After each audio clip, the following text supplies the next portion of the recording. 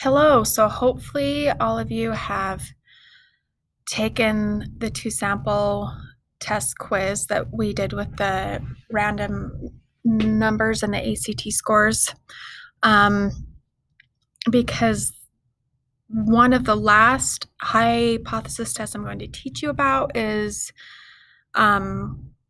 referred to as the chi-squared. Yes, you'll probably see this and want to say chi or chai, whatever. But look, Google, I looked it up on Google, and if you hit Chi. see, you're supposed to say chi. So it is the 22nd Greek letter in the Greek alphabet. So let me go back here. All right, so what this hypothesis test looks at is whether a particular data set fits a model.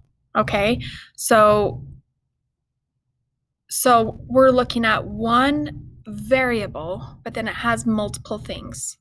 So if we're looking to see if a die is fair, we're looking at the one die, which is the one variable, but then there's multiple things, as in multiple things we could roll with the one die, right?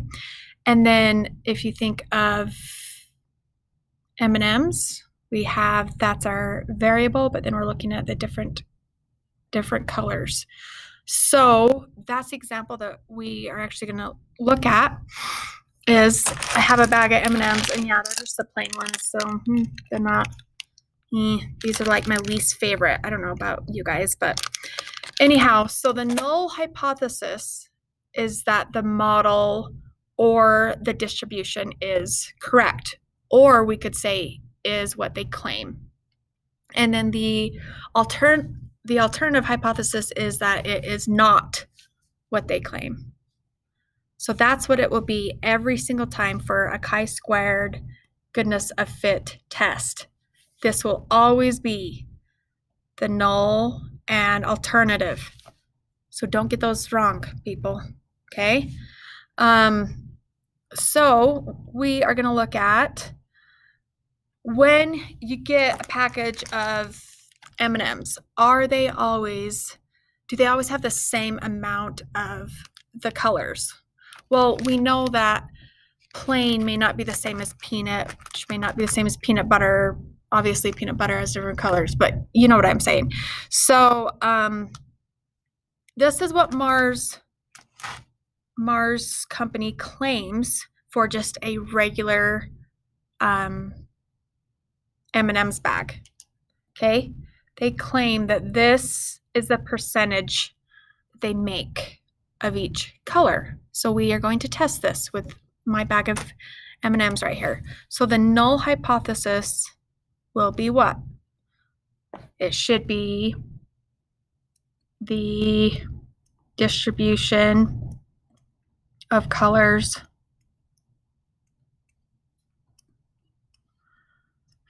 and of course there's multiple ways to write this, but colors for M&Ms is what I'm just going to say is what Mars claims, because that's anyway something to the fact that the model is what they claim, or the model is correct, something like that. Okay. And so notice I don't have to say what each of these are in the null. I just have to say it is what they claim or matches the model. And then the alternative hypothesis would be the distribution of colors for M&Ms isn't what Mars claims, right? Sorry, this is kind of sloppy. But so this would be is not. So gosh dang it, I got only 10% blues, so they're lying type of thing. Anyway, so all right, so what I'm going to do is here's what we expect, which these percentages came from up there.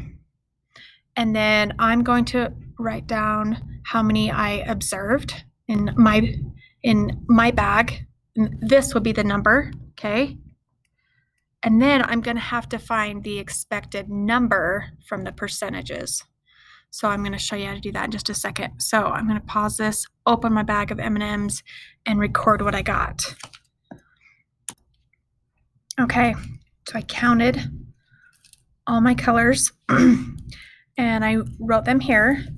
I think when you add that up, 23, 39, I didn't do this before. I think I have a total of 59.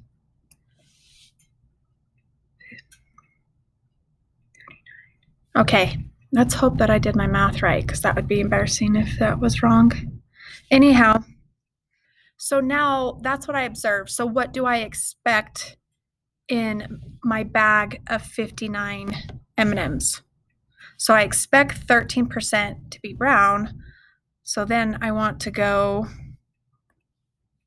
so then I'd have to go, well, what is 13% of my 59, right? So 0.13 times 59 is 7.67. And yes, I'm going to not round that. I'm just going to put 7.67 is what I expect, okay? Because if we round that, then it will throw everything else off, and that may affect our ending results. So we don't want to do that. And then do the same thing. Well, should have, oh, this one will be the same because it's still 13%.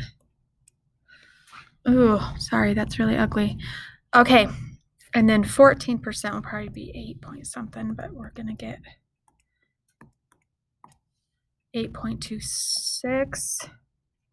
Oh, so that was really, well, that was like right on, because we expect 8 and I got 8 yellows.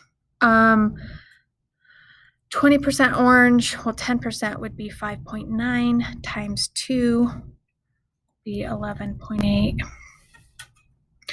And then 24%, so 0.24 times 59. So this is what you will do when you guys get your bag of M&Ms, just so you know. So 14.16, and then 16%, 0.16 times 59, 9.44. Okay. And then I'm going to go observed minus expected. So that should sound familiar, right? Observed minus expected is like the numerator of our z-score or our test statistic. So then I'm going to go observed minus expected. Okay, I'm going to get all these. So this will be like 1.33, I think. Anyways, I'm going to subtract all these, and then I'm going to square them. Okay, so I'm going to pause this and do that so you guys don't have to watch me do that, because that would be obnoxious. All right, so I did, let's see, get that out of the way. So I plugged in, so here's what I observed in my bag. Here's what I expect. Notice they were all pretty close, except my orange, I had a lot less than expected, and green, I had a lot more than I expect. But otherwise, the rest of them were pretty close. So then the process here to get the test statistic is to do observed minus expected, square that value so that they're all positive, and then divide it by expected. And then when I add that up, I get the chi-squared value, which is the test statistic. But you guys don't need to do this the long way every time. I'm going to show you another way that I could have done this, or what you guys will do in the calculator, okay? So go to list and spreadsheets. Maybe if, okay. And then delete that. We are going to title our first list just O for observed. And our second list will be E for expected. And then you just need to fill in the values that you had for observed. I'm going to minimize this so I can actually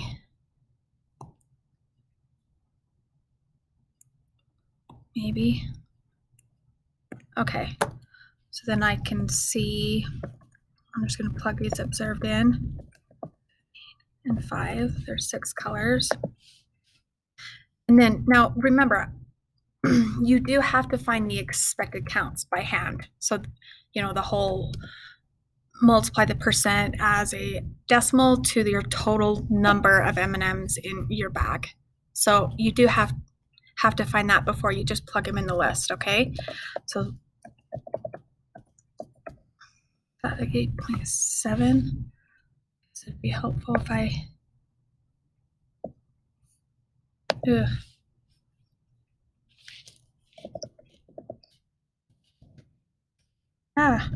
You guys, you think this would be easier than it looks, but I'm making it difficult.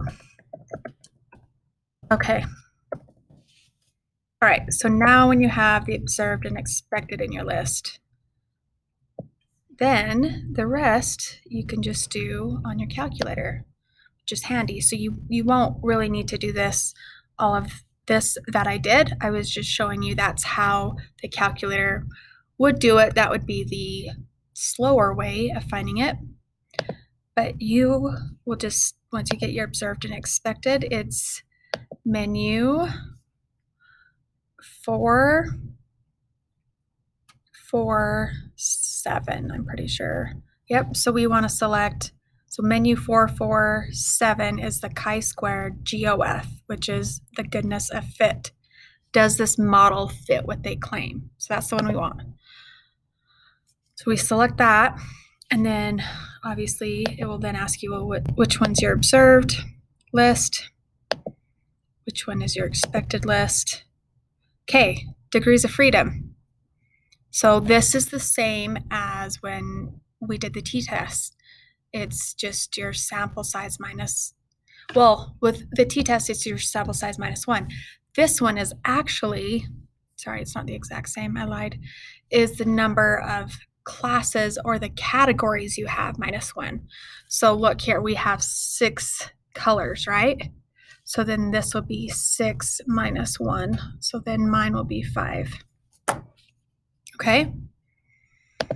So not my sample size minus 1, the different categories minus 1. So that'll be 5.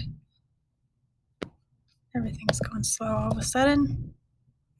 And then now if you want it to actually shade it, like draw the chi-squared curve and shade it, you can click that. So I'm going to click that so I can show you guys what it looks like. Okay, I'm going to close so you guys don't have to see me anymore. You're welcome. So now the chi-squared value that I have is 4.2. So that is my test statistic. And then it also says, well, what's my p-value based off of that?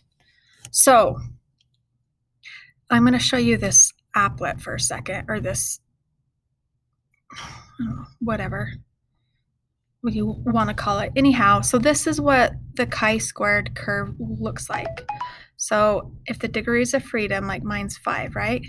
So as I move up the degrees of freedom, look what happens to the chi-squared curve. Kind of flattens out, gets less steep, right? Whereas when I have a degrees of freedom of 5, like mine is, right? Oops. It's being finicky. Anyway, that's as close as I'm going to get.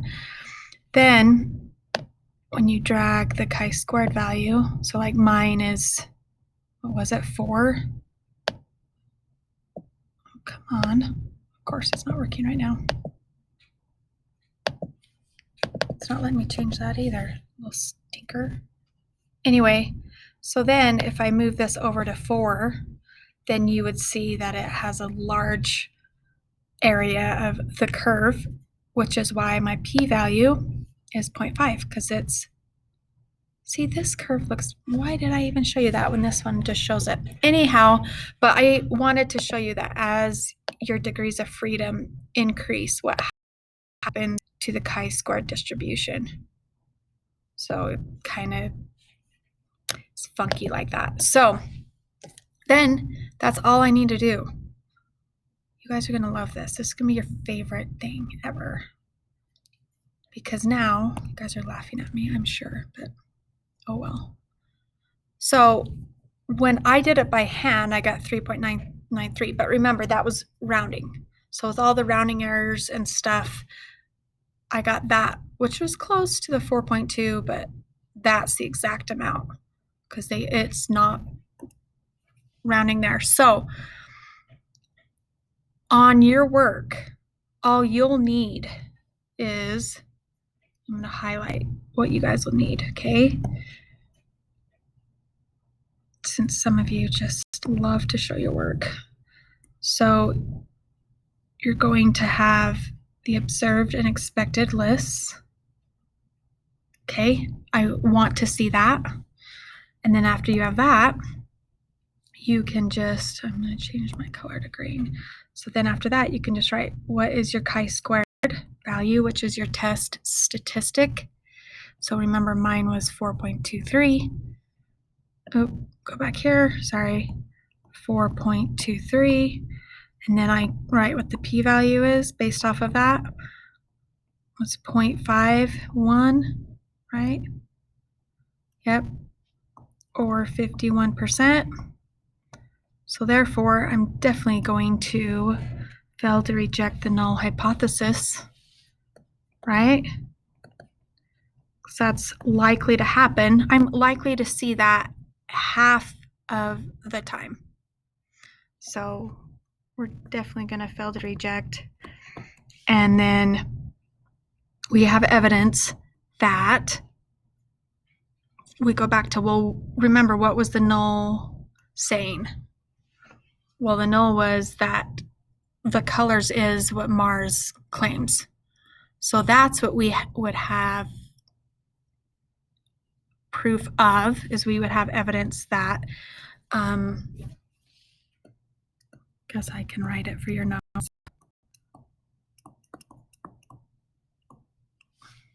This is really sloppy, but it's still probably neater than some of your handwriting.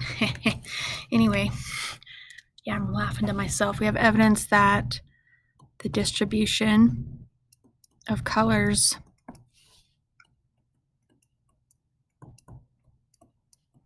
is what Mars claims.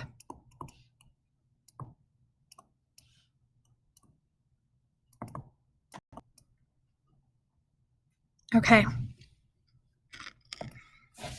So that's what my bag of M&Ms showed, and then I was showing you the different curves, but we don't need to do that anymore. Okay, so one other thing I wanted to show you. On the practice that I'm assigning you, it does ask, pretty sure it asks about, well, if you get a chi-squared value of this, what would the p-value be?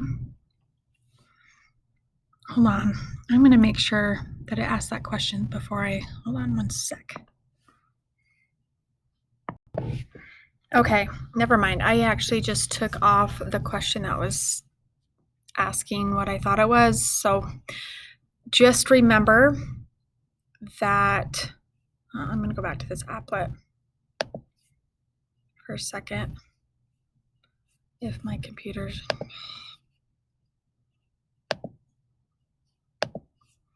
okay, so notice the degrees of freedom move the chi-squared curve to the right, and then it makes it less of a curve. But so if I move, but the larger the chi-squared value is, so then that makes the p-value smaller, okay? Because with mine, I had the degrees of freedom were 5, right? So it was down here, close to that. And then my chi-squared was only 0.4. So then it would have been right here, which made the p-value larger. So just remember that. And the degrees of freedom is your categories minus 1, not your sample size, okay? All right, let me know if you have any questions, and then I like to see what your M&Ms have and what your observed and expected and results are. Thanks.